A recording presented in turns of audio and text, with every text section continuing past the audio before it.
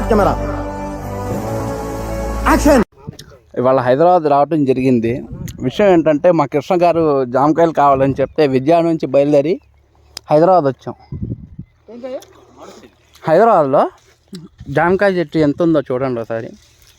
దాని కాయలు చూడండి ఎలా ఉన్నాయో, చూసారా? ఇదిగోండి ఈ జామకాయలు అండి. ఇప్పుడే నేను తిన్నాను కూడా, చాలా బాగుంది. మామిడికాయ అంట చూడండి ఒకసారి, మామిడికాయ చూపేయండి. దీన్ని ముంత మామిడికాయ అంటారండి, రౌండ్గా ఉండిద్ది.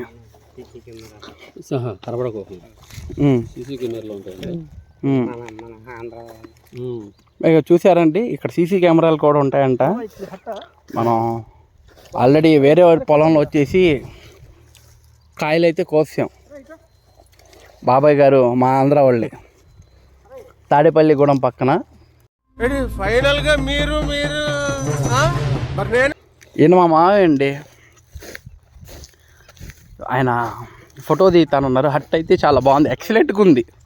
చూసారా ఎంత ఎక్సలెంట్గా ఉందంటే, ఫస్ట్ క్లాస్గా ఉంది, అదిరిపోయింది. అదిగోండి అడిగి కుక్క, కృష్ణ గారు మీ అడిగి కుక్క.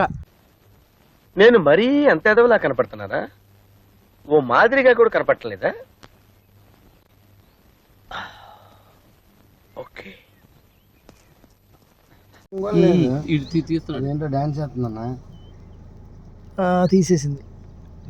తీల అది ఇటు తిరిగితే బాగుండదు. దొరికిపోతాయి కదా అవి, దొరకో ఎదురుదియా చెప్తానా?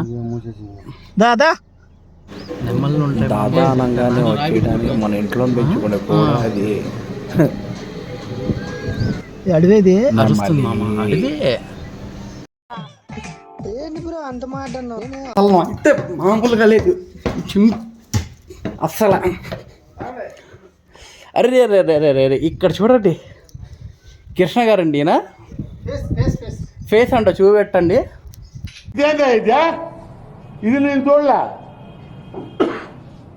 ఫేస్ టు ఫేస్ తేల్చుకుందాం రా.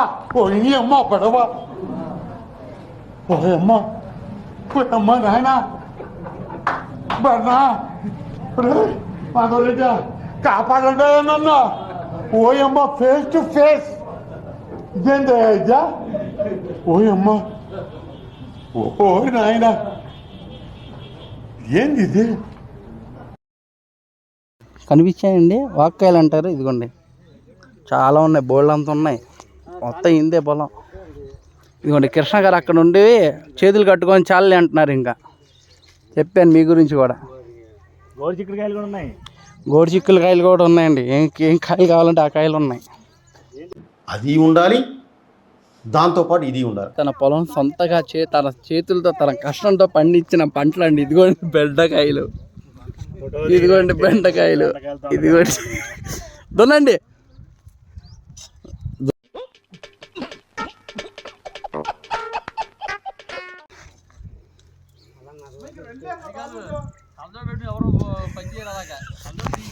ఇదిగోండి చిక్కుడుకాయలు కూడా పంట కూడా పండించారండి. నేను బాగా కష్టపడతారండి, వారంలో ఒకరోజు వచ్చిన అసలు మామూలు ఆయన కాదు ఈయన. ఇదిగోండి నాన్నగారు ఇప్పుడే జస్ట్ బెండకాయలు కోసారు, అలసిపోయారండి, కష్టం చిందిచ్చారు. ఆ క్షణం నా చేతిలో కత్తుంటే వాడి బాడీ పంచకోట శ్మశానంలోను, నా బట్టలు చెంచలు కూడా జైల్లోనూ